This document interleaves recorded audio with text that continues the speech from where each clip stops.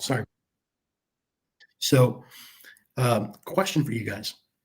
Okay, which parts of our Pico format are likely going to correspond to our variables? So if we think about it, P, I, C, and O, which two parts of our Pico format are going to correspond to to what variables are? Anybody know? Any guesses?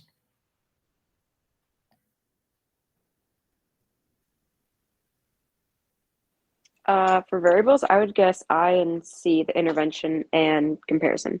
Okay, very good, Emily. Yeah, great job. Now, the one thing that to not forget, right? So the intervention and comparison are great, but remember the one key factor as well is the O, the outcome, right? So we need to also make sure. So as we'll talk about with what we're going to call our dependent variable, okay, that is our outcome of interest. So we want to see how the variable that we are testing impacts the outcome. Okay, nice job. So here's the deal. There are a lot of different things within our method section. We talked about this in the method section of the paper as well, as far as things that we want to try to describe in the method section of a paper. One of those things, obviously, is instrumentation. Okay, so I've got some references here to some old movies from the 80s and 90s, if any of you remember them. Yeah, that's where these are from. So ultimately, one big concern is instrumentation. So trying to answer the question, right? How did the researcher collect the data? What was used to collect the data? And as we'll talk about in a second, how accurate, okay, is that instrument, or are those methods in measuring what we're intending to measure? And the other thing that we'll discuss as we introduce another concept called reliability. How often and how many times in a row is that instrumentation producing accurate results, right? So not only is it valid, does it measure what it's supposed to measure, but how often can it reproduce those measurements? Okay. So the first term that we're going to introduce, right, is validity. So the bottom line, right, when we talk about validity, we are trying to achieve the goal, right, of perfectly measuring what we want to measure, right? And so you can see here on the slide, I've given you kind of a picture of a bullseye, right? And where all of us want to be, or where we would like to be as researchers, right, is we want to have instruments and we want to have methodologies that perfectly measure our variable and its effect on our outcome and its effect on our outcome of interest every time without fail. Okay, so theoretically, we should be hitting the bullseye, right? As we can see here, right? So our instrument measures perfectly what it intends to measure. And I'll give you an example. Okay, so towards the end of the course, we're going to talk about a group of kind of clinically relevant measures, right? Known as measures of clinical association. Okay, so let's say, for example, and we talked about this actually in clinical trials, right? As far as ensuring the safety and the justice in the study, right? That any subject that is not receiving an experimental treatment that is thought to be beneficial has to receive the gold standard. So a gold standard as well, right, used in this context, is something that can be relied upon nearly perfectly or 100% of the time to be accurate. Okay, so for example, if we want to test the validity of a new instrument or a new measurement, right, we have to have something to compare that to. I read a paper just the other day that was talking about the validity of diagnostic ultrasound use in detecting ruptures of the anterior cruciate ligament in the knee. Right, that's an area of clinical interest for me, so that's something that I use in my own practice. Right, but we were essentially looking at, right, the validity of the diagnostic ultrasound and comparing that to MRI, okay, which is known to be highly sensitive and specific in detecting ligamentous injuries of the knee. Okay, so for example, right, in this specific study, diagnostic ultrasound was found to essentially be 88% sensitive, meaning that, right, it predicted positive MRI 88% of the time, which is pretty good. Okay, so but what we'll find though in most situations, pardon me, is that many of our instruments, okay, as far as validity, contain some margin of error. Okay, so generally the instrument's either going to mostly measure what it intends to measure, or it's going to be not valid, and it's not going to measure what we want it to measure, right, accurately. So there are a few different types of validity, and we will continue to kind of flesh these out and explain these throughout the coming weeks, right? But there are right now there are three that we need to introduce. Okay, so face validity. So ultimately, and we just gave the example of diagnostic imaging or a diagnostic test, right? And comparing that to a gold standard. Okay, that is often known as face validity. So, is this instrument or this measurement valid based on the opinion of experts in the field, right? And does it practically measure what it's seeking to measure? Okay. So, another really important type of validity is criterion validity. Okay, so we need to know how well do variables measure, and validate expert criteria for ranking a variable. So, for example, we may, look at ultimately, measures of, potentially a new diagnostic tool. All right, and determining the severity of disease. Okay, whether that is maybe a new clinical outcome measure, right? When comparing that to maybe a gold standard of a known diagnostic test or what have you, right? So that is an example of criterion validity. Okay, how well do variables measurements validate expert criteria, right, for ranking a variable? So generally speaking, the area where this generally most applies is with new diagnostic tools, particularly patient-rated outcomes. Okay, so construct validity. Okay, this is really important. Let's say that you are working, for example, maybe in mental health, or even in psychiatry, maybe as a nurse practitioner later on in your career, right? One thing that you will often hear quite a bit is construct validity. So an example of a construct, for example, right, is intelligence. So intelligence is a construct, right?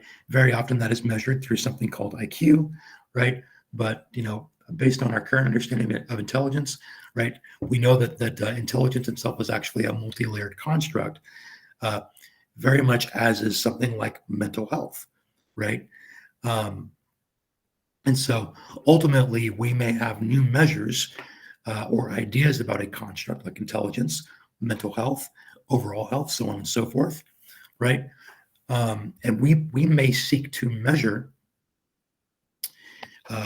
the validity of a new instrument, right, within that construct, right? So that is construct validity. All right. Reliability. Okay, let's talk about this. So we talked about validity and validity essentially being the accuracy of our measurements, right?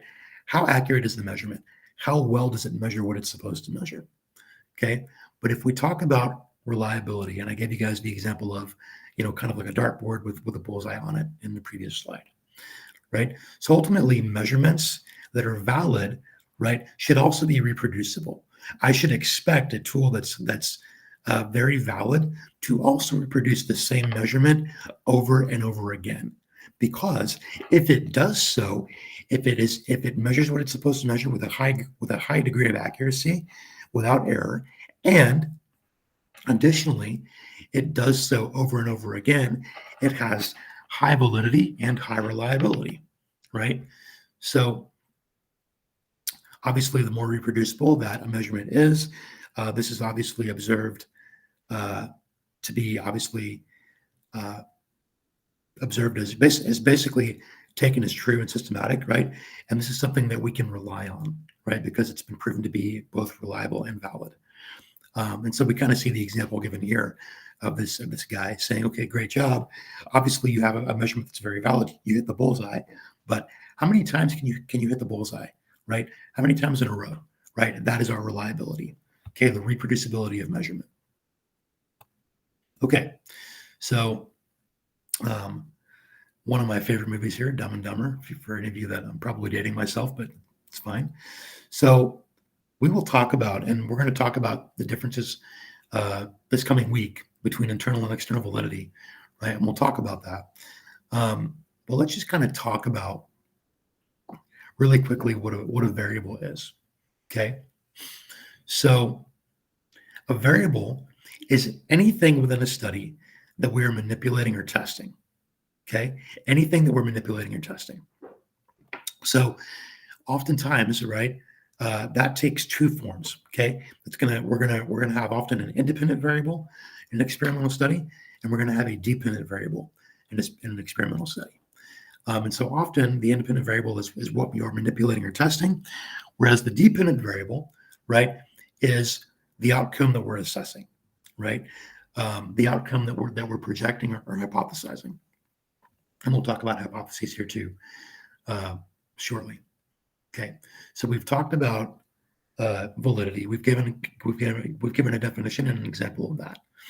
Okay, so ultimately, right, an example of validity that we might be able to see here, right, is maybe you work for an employer, right, and they've developed essentially a test, right, and or tests of competence to essentially measure your work performance, right, and ultimately they're using that test to essentially try to impact or try to gauge whether or not you get a raise that year or the year after, right? So ultimately, though, with instruments like that, like we said, okay, those types of instruments also need to be highly reliable, meaning that they can then measure the same thing over time, okay, again and again.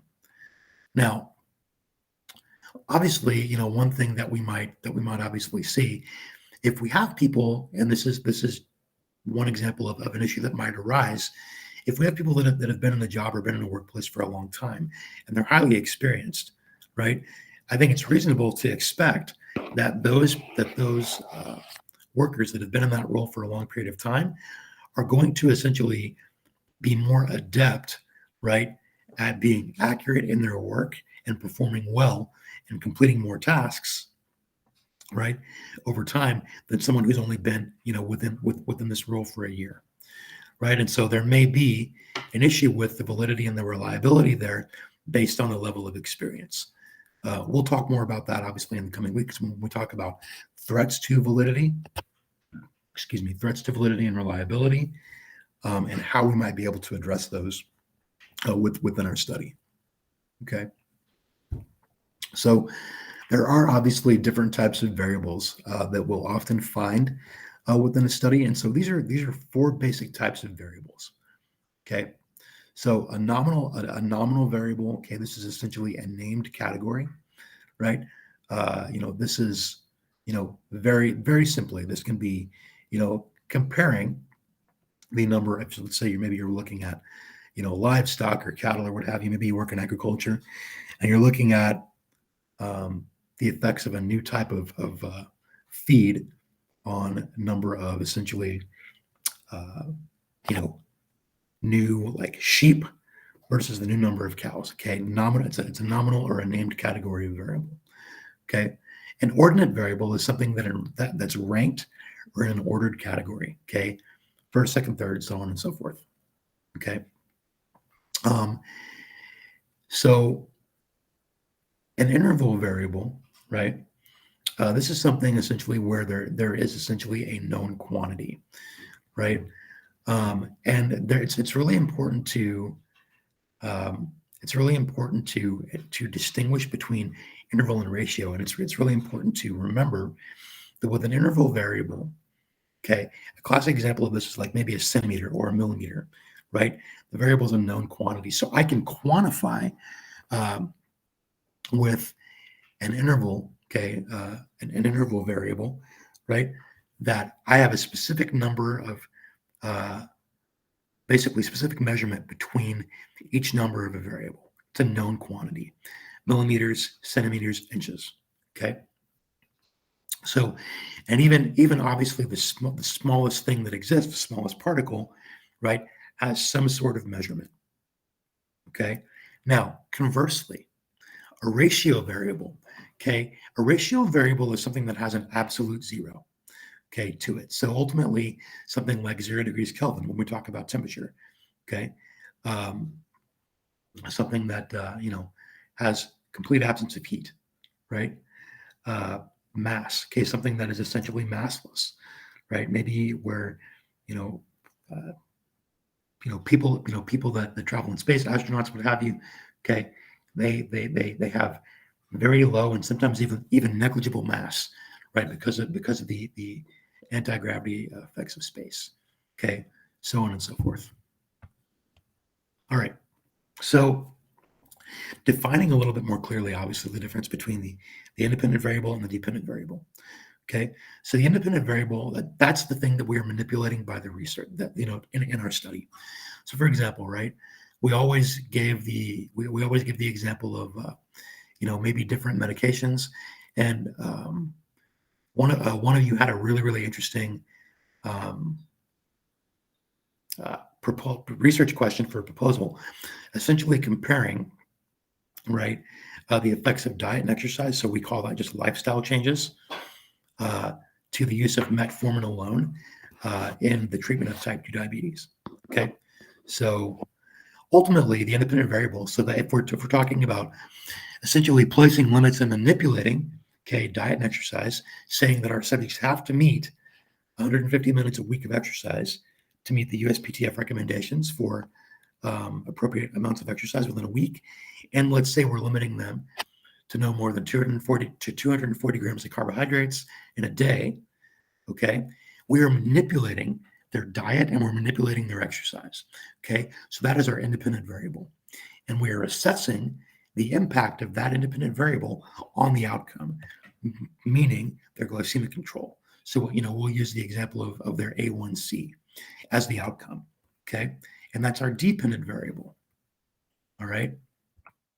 So another example from this movie, from Dumb and Dumber, right? So there is anyway. So ultimately, we have, if you've seen this movie, they ate some crazy spicy stuff at this restaurant, and they're squirting ketchup and mustard all over themselves to kind of try and deal with that, right? So ultimately, Lloyd, right, produces a research question. He says, so are you telling me that the use of ketchup and mustard, right, condiments, lowers the perceived temperature, right, after eating spicy peppers? Okay, so obviously, in this example, ketchup and mustard, i.e. the condiments, okay, are the independent variable because they're what is being essentially utilized, right, or manipulated to lower perceived spiciness or perceived temperature after consumption of very, very spicy food. Okay, so we have our independent variable and our dependent variable. All right. Okay. So ultimately, right, with our independent variables, it's really important to keep in mind, right, that ultimately we have to make sure that the variables that we're manipulating, particularly the things that we are including in a study, right, we know that they have to be essential, that they have to be validated, right? Particularly if we want to be able to be certain that we can rely on them to be to accurately impact the dependent variable, the outcome, right? And so they have to be obviously validated, right? Um, and we have to actually also apply those variables in a systematic and consistent way, right? So we have to utilize them in the same way inside of the study, and obviously also utilize them in a way that neutralizes the effects of bias. And we'll talk more about that as we kind of move through this content, right? So kind of using kind of a practical example, right, from our previous slide with our goofy example, right? So ultimately the utilization of ketchup and mustard, right, to lower perceived spicy temperatures. right? Um, does, let's say we're using packets. Does each ketchup and mustard packet have the same amount of mustard inside of it, right? So are we using the same consistent amount every time, right? Um, and so ultimately, when it comes to obviously applying variables in kind of a systematic way, in a consistent way, right, we have to essentially provide the independent variable in the same way every time to the participants, right, to prevent that from impacting and or confounding our outcome. Okay, and then we'll talk about another concept next week known as blinding, right, which helps us increase the validity of our study, our internal validity specifically, right. So ultimately, if a participant knows that they're going to be getting a specific treatment, right, and they're expecting that to be effective, it is definitely possible that there may be a certain level of bias and or an impact of placebo, right, possibly on the outcome uh, for that medication or that variable that we're testing. Okay, so and then guys, kind of getting toward the end here, but with external validity, right? The question that we're asking, guys, hang on just 1 second. I'm sorry. I think I hear something. I need to check on something really fast. 2 seconds.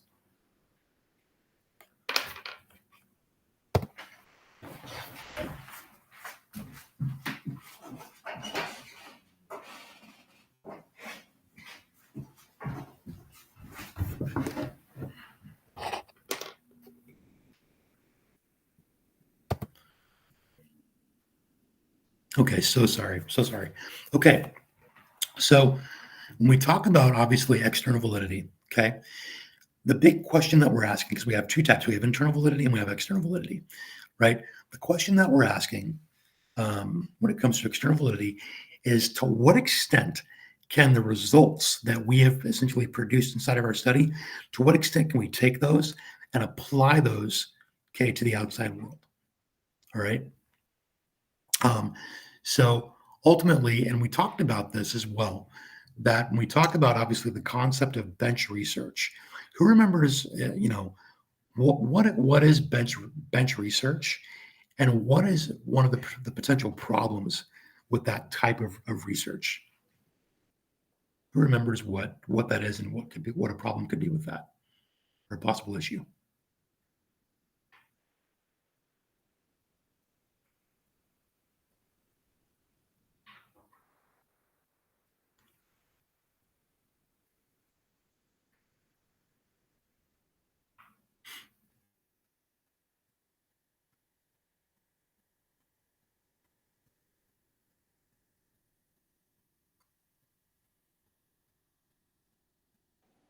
Well, I know it's research done in a lab setting, but Mhm. I'm having a hard time thinking of like what a disadvantage would be. Okay, I love that answer. That's great. Thank you, Emily, for for engaging with that answer or with that question. So, okay, so obviously we know bench research, as Emily has correctly stated, or I'm sorry, yeah, bench research is done in a lab. Now, how often do you think, right, for you guys, as far as if you're seeing patients, how many of our patients are seen in real life in a lab setting? Very few, very few, right? Generally speaking, we have to grapple with and deal with external factors that are not tightly controlled. So one of the limiting factors with bench research, right, is that oftentimes it can be difficult to generalize the results of a study done in a lab to the outside environment, where we have several extraneous factors and variables that can impact uh, the outcome of a variable, a medication or a treatment, right? Because there are very many factors within the environment that can impact that. Whereas in a lab, we can set boundaries to tightly control the impact of the internal of the independent variable on the dependent variable. Okay, so I hopefully that makes sense, but we can definitely talk about that more, and that's going to make a lot more sense, particularly as we work through the method section of your proposal, right, and kind of work on that draft here in the coming weeks, right? Um, Another thing too that where there's definitely this interplay between internal and external validity. Uh, but is also very important for external validity, is how representative is our sample of the whole in general, right? So, for example, let's say that we're studying, the effects of, and we'll use this example again. Okay, the effects of diet and exercise on type 2 diabetes versus the use of metformin alone. Okay, but let's say that our age group is we're studying people from the ages of essentially 18 to 70. Okay, so diet and exercise in people that are the ages of 18 to 70, and we want to assess the effects of exercise on A1C levels and on and glucose control. What is a possible issue with an age range that broad, potentially causing problems or maybe not being fully representative of the sample of diabetic people as a whole? What are some possibilities there? How could that be an issue?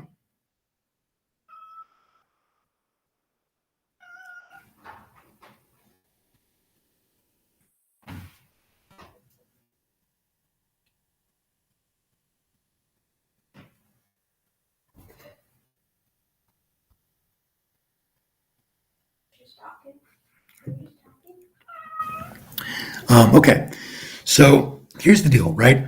Let me we'll kind of unpack this, okay? Obviously, okay, if we want to assess the impact of diet and exercise on glycemic control, okay, and on A1C levels, do we expect or do you expect someone who is 65 years old to be as active and potentially as physically fit as someone who is 21?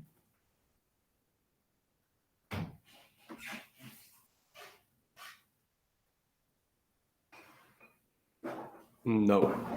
Obviously not, right? Yeah, thanks, Josh. Obviously not. Okay, so here's the deal. Ultimately, it stands to reason then that diet and exercise alone may have less of an impact on glycemic control in older age groups than it will in younger age groups because they are less active, right? Because people who are older are generally less active. And there could be comorbid conditions such as arthritis and other types of maybe orthopedic conditions or other comorbidities, right, that could impact the ability to be physically active. Okay. I think that makes sense, right? We'll talk about other ways to kind of address that. What and I'm kind of a critical thinking question here, guys. But what do you think is one big way, right? And we talked about this when we talked about systematic reviews. So, what's one way to solve that type of a problem? What's something we can use to solve that type of a problem? Think systematic reviews.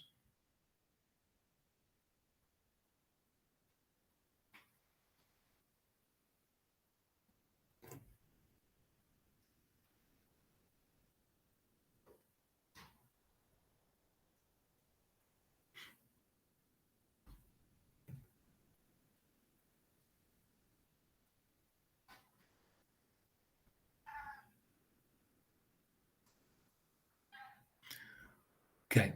So what if we actually had exclusion criteria, right, for our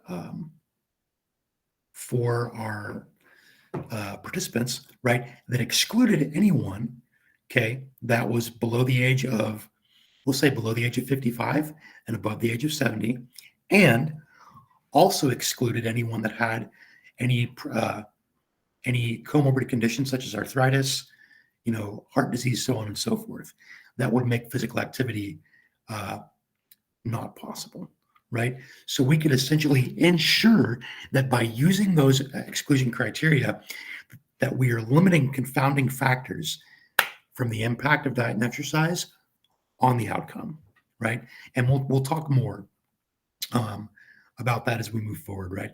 Kind of ways that we can really bolster and strengthen our internal validity to ensure that we are being as valid as possible and impacting our outcome, right? So, okay. So obviously as well, okay, using the example of, the peppers from the last slide, right? So ultimately, right, and we know that one of the problems with something objectively is with something as subjective, as like spicy food, is that that's obviously very subjective, right? So perceived internal temperature can be defined in different ways, and so we have to make sure that that is defined systematically, right, and essentially found to be accurate and true, right, for the majority of people as a whole. So these are things that help us essentially ensure that our results are generalizable, right, by focusing on both, obviously, our definitions and our methodology, but then also on our population, right? Okay. Obviously, guys, and I think this goes without saying, right? And we hinted at this in the first part of the course. That ultimately, if we have studies, okay, that are valid and reliable, okay, that ultimately that's going to lead right into very, very high levels of internal validity, right? And ultimately, if we have really good high good internal validity and high levels of external validity, those studies can be reproduced. Okay, so very often, as we said, the more that a study is reproduced, the more confident we can be that those results can be trusted. The more confident we can be, right, that this information will ultimately establish a testable principle or a known fact, okay, within our body of knowledge. So the more reproducible the study, the more often that that study is conducted by other researchers using similar criteria, the more we can trust that data. It only strengthens the data itself. Okay. Obviously, though, as we can see, if we do have, okay, obviously problems with with our validity and reliability, that obviously impacts the relationship between our internal and external validity, and that is going to make our study extremely difficult to reproduce. So, as researchers, right, it's really up to us to ensure that our methods preserve as high a level of internal validity as possible, while also obviously impacting external validity to the highest degree, right? So, and we will talk more about that obviously in the coming week or two, about different ways, okay, that we can design our methods and design our methodologies inside of studies, right, to really ensure that we are limiting confounding factors and producing highly valid methodologies and studies. Okay, so guys, that's it for today. Okay. Before we wrap up, guys, are there any questions at all about? I know you guys have references due tonight, right? You have your exam is open right now. Any questions I can answer, or anything that I can help with?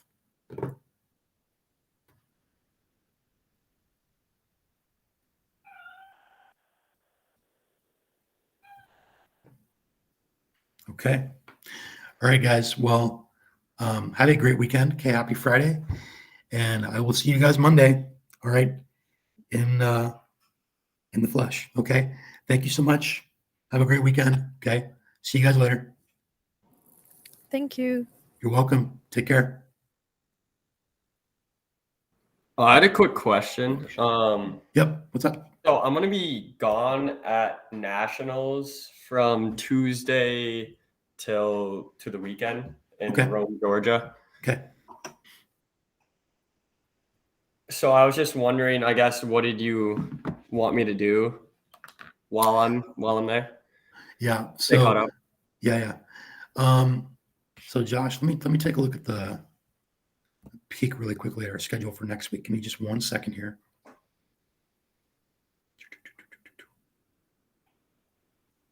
Okay.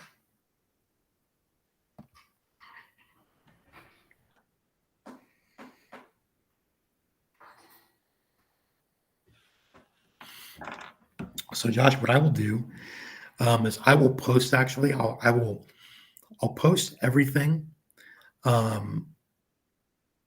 for next week, essentially by Tuesday. That way you can essentially look at the PowerPoints, so on and so forth. And what I can probably do is I can actually post links as well to lectures that I recorded last year, Okay. and you can watch those.